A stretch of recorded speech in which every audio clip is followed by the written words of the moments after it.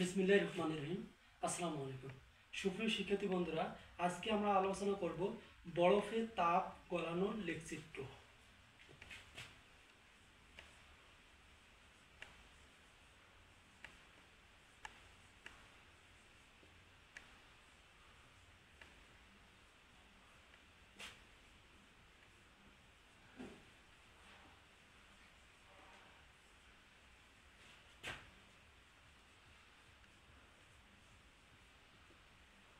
তো বন্ধুরা, বিষয়টা বুঝতে পেরেছো, বরফে তাপ প্রদানের লেখচিত্র।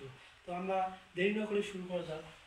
প্রথমে বরফের তাপ গলানোর লেখচিত্র আঁকার জন্য দুইটা আমাদের রেখা নিতে হবে, একটা এক্স রেখা আর একটা কি রেখা, ওয়াই রেখা। তো প্রথমে কি নেব, ওয়াই রেখার নাম হচ্ছে ওয়াই অক্ষ, এক্স রেখার নাম হচ্ছে এক্স অক্ষ। তো প্রথমে আমরা কি নেব, এক্স অক্ষ। কোন দিকে, এক্স অক্ষ নেব। এরপর কি নেব, এরপর ওয়াই নামে আরেকটা অক্ষ নেব। সো বন্ধু, এটি কি ওয়াই অক্ষ আর এটা কি এক্স অক্ষ। তো ওয়াই অক্ষ বরাবর আমরা কি দেবো, তাপমাত্রা দেব। তো বরফ অবস্থায়, যেহেতু এখানে কি বলছে, বরফের তাপ প্রদান, বরফে কি প্রদান, তাপ। যেহেতু বরফ, তাহলে -ডিগ্রি সেলসিয়াসে অবশ্যই ছিল। তো আমরা -20 -20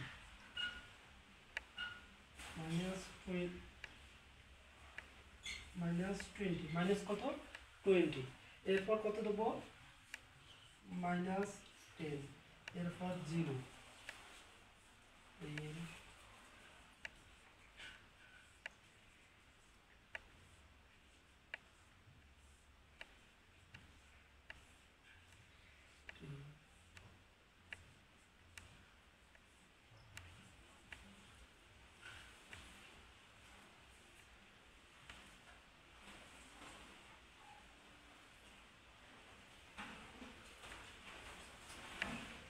তো বন্ধুরা, প্রথমে লিখছি, তো প্রথমে কি -20, তারপর কত -10, তারপর এরপর কি 0, 10, অর্থাৎ 10 ডিগ্রি পরপর কি তাপমাত্রা উঠতেছে। অর্থাৎ এই দিকে এটা কি, এটি কি, এটার নাম হচ্ছে তাপমাত্রা। এগুলোর নাম কি, তাপমাত্রা, অর্থাৎ সেলসিয়াস। এগুলো কি সেলসিয়াস, সেলসিয়াস ডিগ্রি। ওকে। এখন এখন আমরা বরফকে কিভাবে তাপ দিলে 0 ডিগ্রিতে হবে তার রেখাংশ আঁক করবো। তো প্রথমে বরফ হইতে প্রথমে তাপ অবস্থায় বরফ থাকবে। এরপর যখন তাপটা কত ডিগ্রি আসবে, 0 ডিগ্রি। কত ডিগ্রি, 0 ডিগ্রির সমান আসবে, তখন কি বরফটা কি হবে, গলতে শুরু করবে, অর্থাৎ গলতে শুরু করবে। তো আমরা এখানে এটার নাম দিই এ, আর এই গলতে শুরু করছে এটার নাম কি, বি। অর্থাৎ এই রেখাটার নাম হচ্ছে বরফের গলনাঙ্ক। বরফের কি, গলনাঙ্ক। তো লিখি,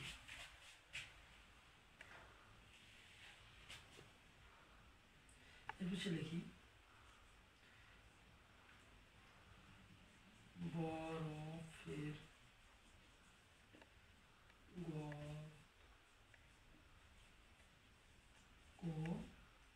রেখা। তো এটার নাম হচ্ছে বরফের গলনাঙ্ক রেখা। একটু বাড়িয়ে দিই, ওকে।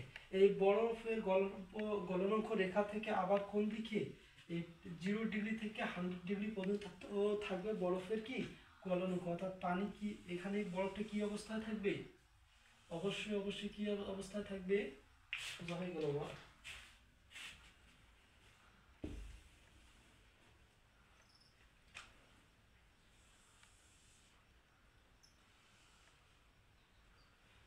অবশ্যই কি 100-এর সোজা, 100-এর সোজা। অর্থাৎ এখানে কি অবস্থা থাকবে, বরফটি কি অবস্থা, আপু কি বরফ অবস্থা থাকবে না, বরফটি কি অবস্থা থাকবে, পানি অবস্থা। অর্থাৎ বরফটি গলন হয়ে কি অবস্থা হবে, এই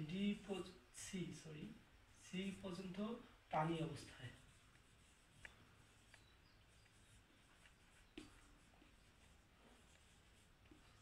পানি অবস্থায়। এরপর 100 ডিগ্রি, এরপর কি হবে, এখন পানি অবস্থায় থাকলো। এরপর ডি, এটি কোন গলনাঙ্ক, এটা কোন গলনাঙ্ক হবে,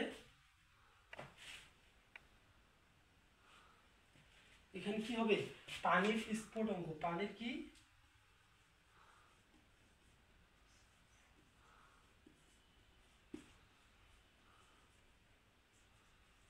পানির স্ফুটাঙ্ক এখানে শুরু হবে, অর্থাৎ 100 ডিগ্রির পর যদি তাপমাত্রা দিতে থাকি তাহলে কি শুরু হবে, পানির স্ফুটাঙ্ক, অর্থাৎ 100 ডিগ্রিতেই পানির স্ফুটাঙ্ক। এরপর ডি, এইদিকে কি হবে, নিশ্চয়ই কি হবে, আকাশের দিকে উড়ে যাবে, অর্থাৎ এইদিকে কি হবে, জলীয় বাষ্প।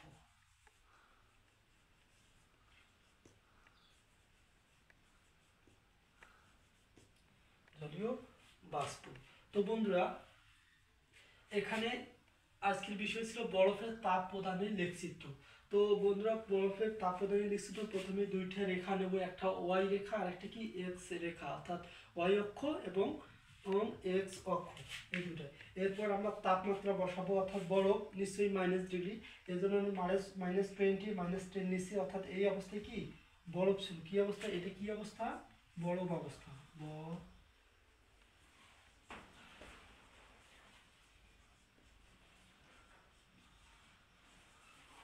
এটি কি অবস্থা, বর্তমান বরফ অবস্থা।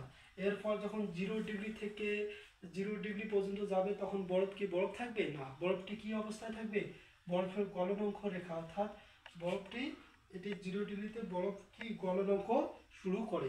এরপর 0 ডিগ্রি থেকে 100 ডিগ্রি এ পর্যন্ত কি পানি অবস্থায় থাকবে, কি অবস্থায় থাকবে, বরফটা আর বরফ অবস্থায় থাকবে না, কি অবস্থা থাকবে, পানি অবস্থা হবে, অর্থাৎ পানি হবে। এরপর সি থেকে ডি, অর্থাৎ 100-এর উপরে যদি তাপ দিতে থাকি তাহলে সিডি, অর্থাৎ 100-এর উপর যদি তাপমাত্রা দিতে থাকি তাহলে জলীয় বাষ্প হয়ে উড়ে যাবে, অর্থাৎ এখন বলতে পারি সিডি, এটা কি পানির স্ফুটঙ্গ, অর্থাৎ পানি কি গরম হতেছে, অর্থাৎ স্ফুটঙ্গ তৈরি হতেছে। ডির পরে যদি আরও আমরা তাপ দিতে থাকি তখন পানি কি হবে, জলীয় বাষ্প হয়ে কোথায় উড়ে যাবে, আকাশে উড়ে যাবে। তো বন্ধুরা এই ছিল বরফের তাপ প্রদানের লেখচিত্র। বরফে একবারে তাপ দিতে একবারে কি কোথায় উড়ে যাবে, আকাশে জলীয় বাষ্প হয়ে উড়ে যাবে। তো আশা করি বন্ধুরা বুঝতে পেরেছো, ধন্যবাদ।